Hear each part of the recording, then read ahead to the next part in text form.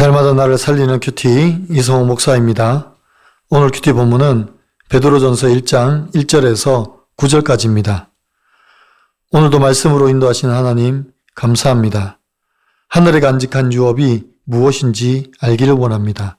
말씀해 주시옵소서. 듣겠습니다. 하늘에 간직한 유업은 첫째로 썩지 않고 쇠하지 않는 영원한 유업입니다. 1절과 2절입니다. 예수 그리스도의 사도 베드로는 본도, 갈라디아, 갑바도기아, 아시아와 비두니아에 흩어진 나그네 곧 하나님 아버지의 미리 아심을 따라 성령이 거룩하게 하심으로 순종함과 예수 그리스도의 피뿌림을 얻기 위하여 택하심을 받은 자들에게 편지하노니 은혜와 평강이 너희에게 더욱 많을지어다 라고 합니다. 베드로 사도는 여러 도시로 흩어진 나그네와 같은 성도들에게 이 편지를 보냅니다. 베드로전서의 시대적 배경을 보면 이 시기에 로마 시내에 발생한 대화재의 책임을 네로가 그리스도인에게 돌리면서 조직적인 박해가 시작되었습니다. 그래서 성도들은 네로의 핍박을 피해 여러 도시로 흩어져 나그네와 같은 형편에 놓이게 된 것입니다. 3절에서 산소망이라는 표현이 나옵니다. 이 산소망은 예수 그리스도의 부활로 말미암아 우리를 거듭나게 하사 주신 은혜의 선물입니다. 그래서 베드로는 산소망을 있게 하신 그리스도의 아버지 하나님을 찬송하리로다 라고 선포하고 있습니다.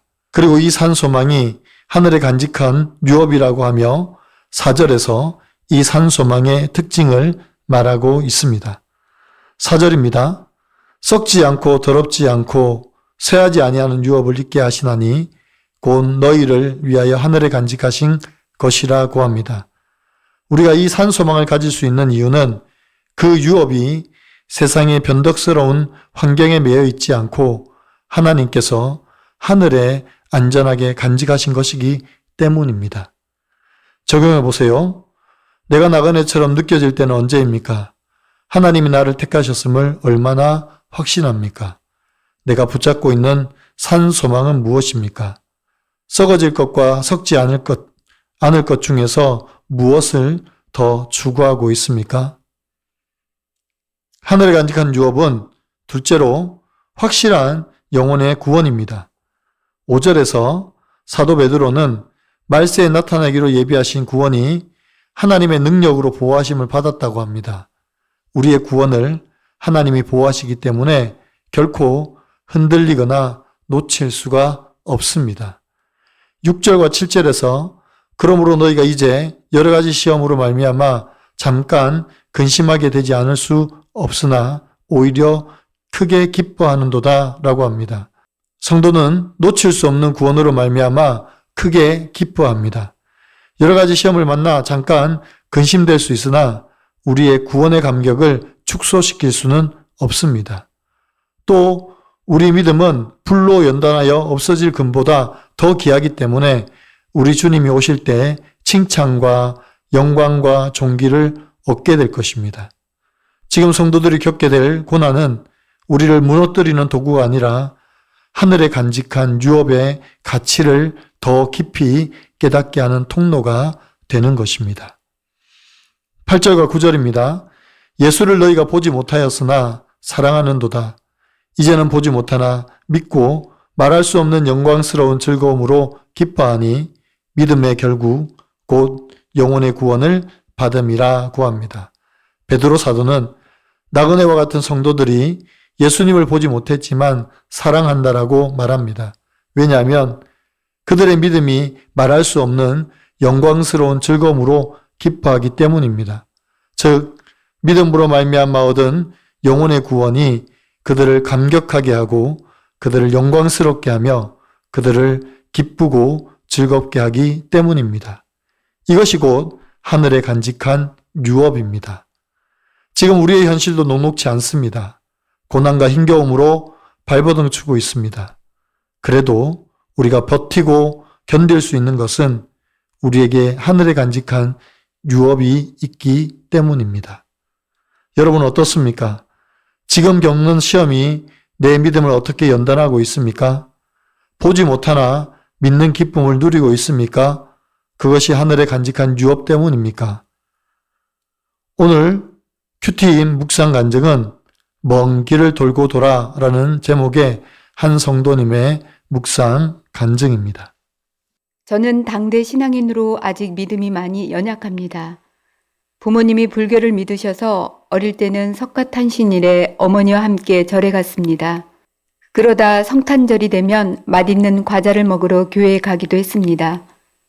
하나님은 이런 제가 선택받은 나그네임을 알게 하시려고 여러 방법으로 이끄셨습니다.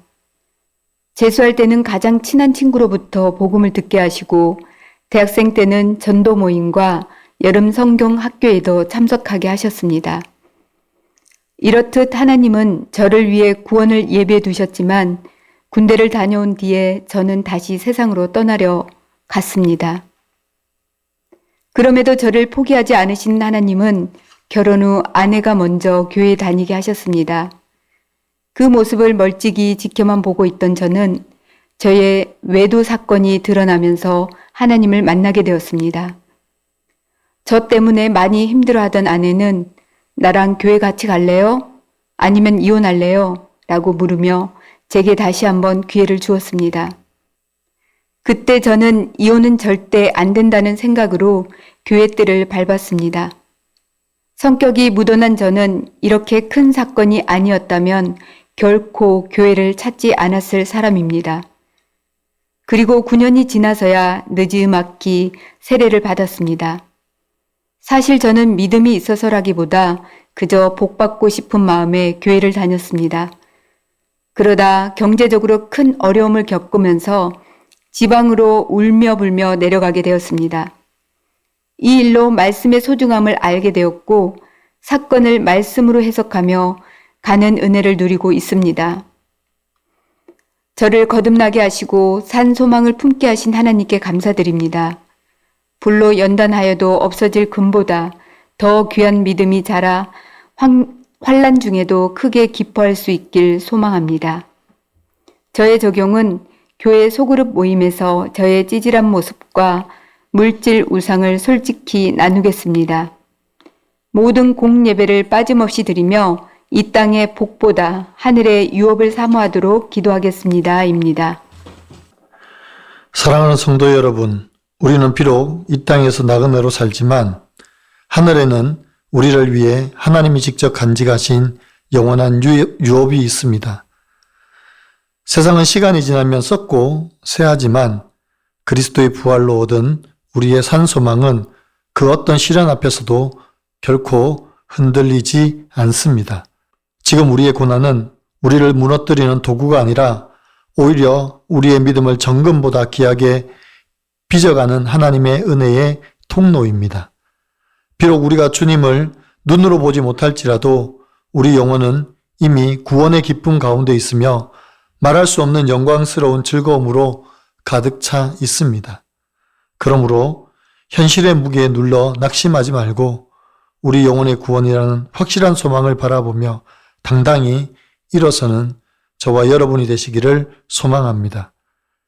이 확실한 유업을 소유한 성도답게 세상이 감당치 못할 기쁨으로 남은 믿음의 싸움을 잘 싸워서 승리하는 저와 여러분이 되기를 간절히 축원합니다. 기도드립니다.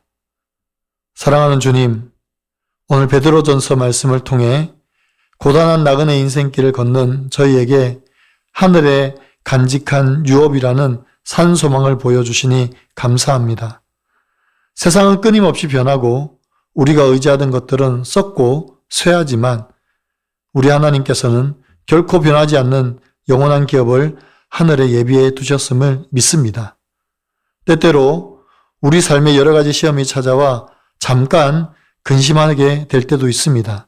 그러나 그 시련이 우리를 무너뜨리는 시련이 아니라 우리의 믿음을 정금보다 귀하게 빚어가시는 하나님의 손길임을 깨닫게 하여 주시옵소서. 불로 연단된 믿음을 통해 주님 다시 오실 날 칭찬과 영광과 존귀를 얻는 우리가 되게 하여 주시옵소서.